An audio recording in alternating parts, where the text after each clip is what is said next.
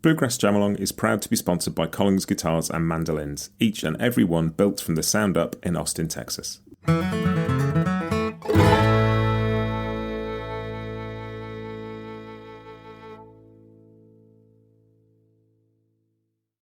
Hi, this is Matt, and you're listening to Bluegrass Jam Along, the podcast for anyone and everyone who loves bluegrass.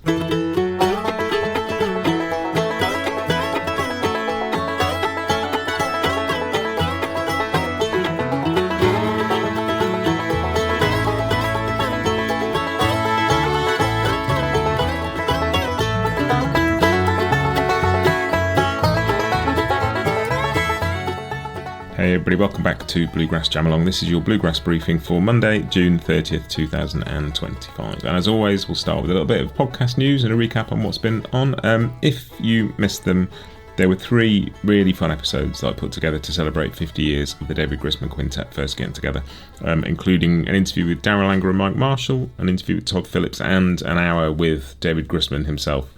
They were fascinating, a lot of fun to do. They've been really well received. People have really enjoyed those, which is great. I love doing these, but it's also really nice to hear when other people enjoy them too, so they're there.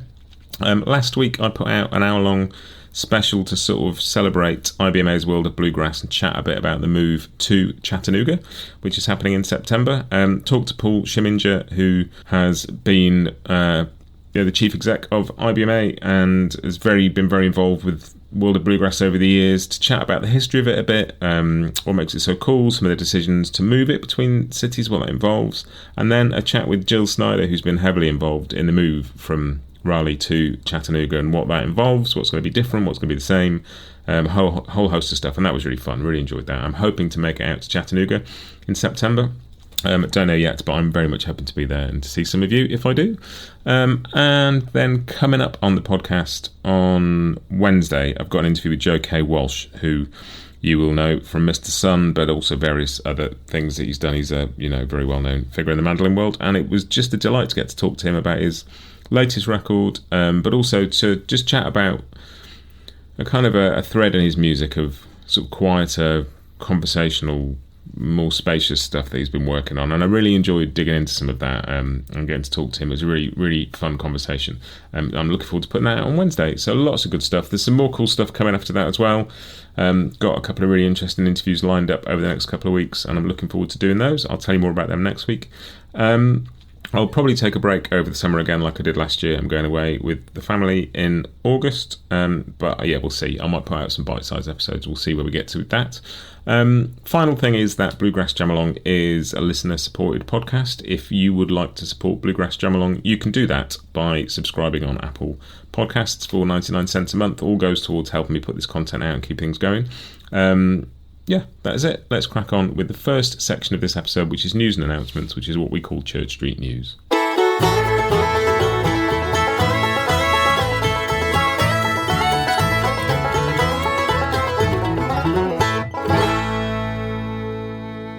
And the first bit of news is IBMA related. Picking for the Prize. It's a flat picking guitar contest that you basically submit online, and then the finalists get to compete live at the 2025 IBMA World of Bluegrass in Chattanooga in September.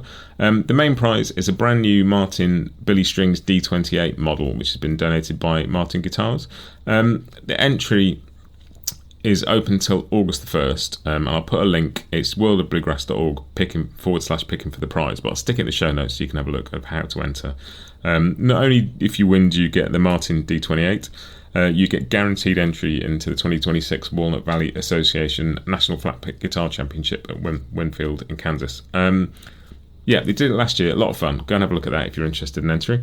What else? Noam Pikelny of Punch Brothers and Mighty Poplar. He's announced a bunch of dates, kind of Western dates in October, with his band Noam Pikelny and Friends. That includes Jake Eddy, sort of long-time friend of this podcast. Some dates in Oregon, California and Arizona in October. I will stick a link in the show notes. The best thing to do is just go and check out Noam's Instagram or Facebook or whatever, but I'll stick a link so you can go and see where they are. They look like a lot of fun.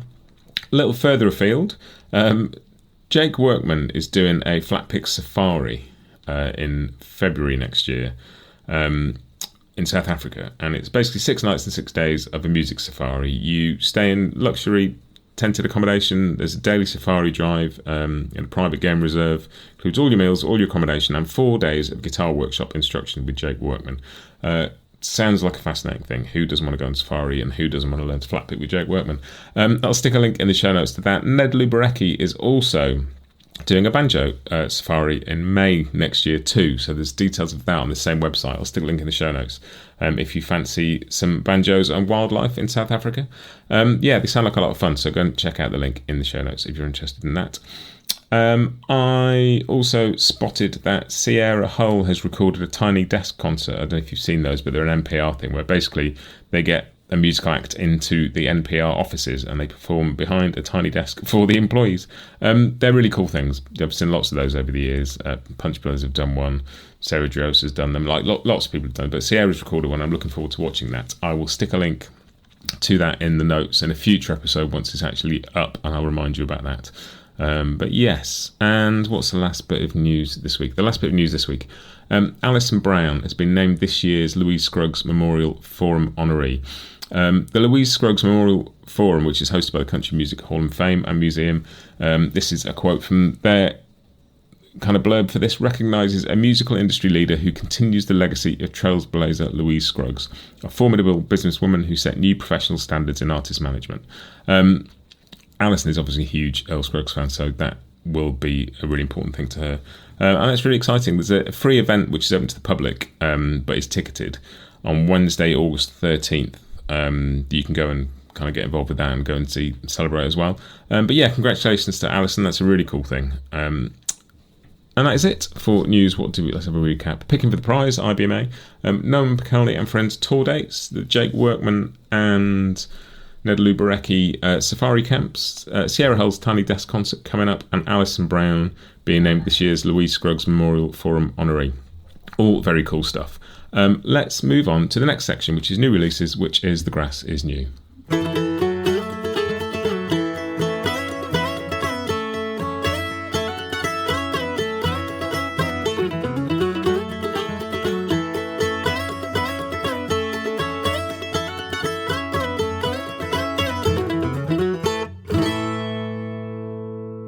And I've got a couple of bits for you here. First bit, I'm With Her have their new album out, Wild, Clear and Blue, which I'm sure you all know about. They've also got a new single. It's actually Iron and Wine have a single called Robin's Egg, which features I'm With Her.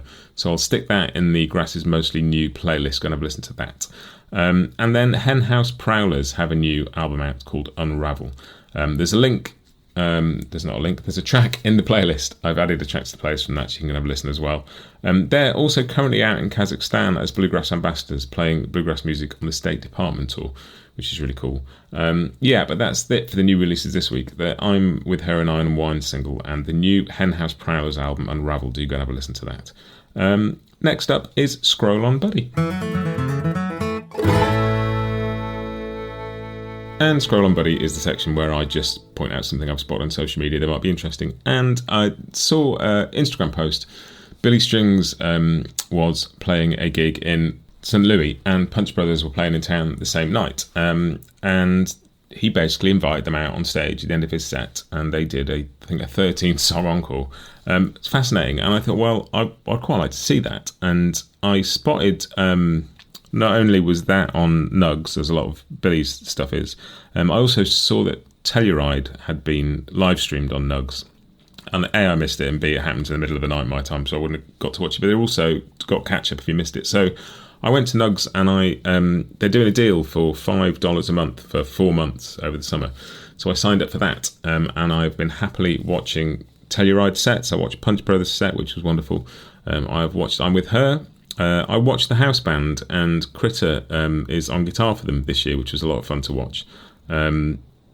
Really cool getting to see these things. But also I went and dug out the Billy Strings set and watched that as well, and that was just joyous. It was like Billy does his set, and then he goes, we've got time for one more, and Chris Thiele walks out, and they do Rabbit and a Log together.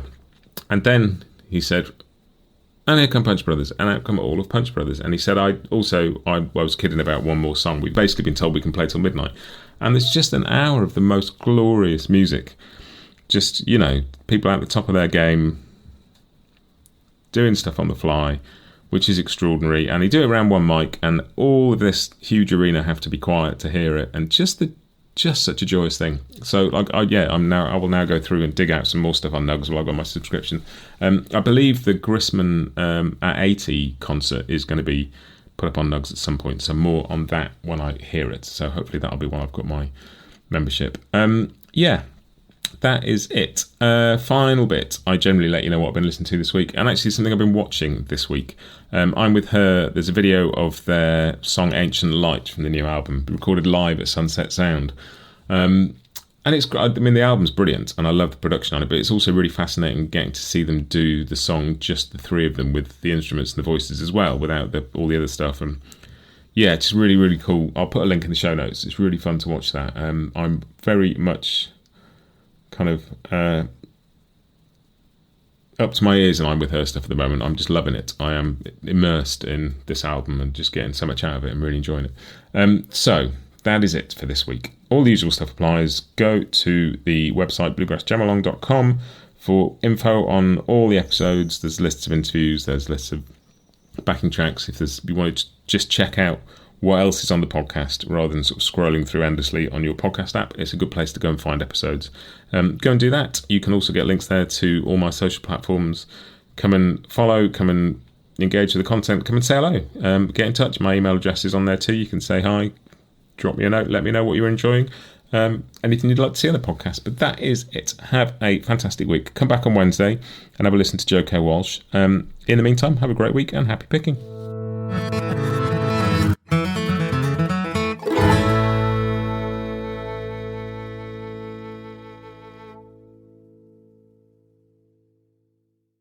Bluegrass Jam Along is proud to be sponsored by Collins Guitars and Mandolins, each and every one built from the sound up in Austin, Texas.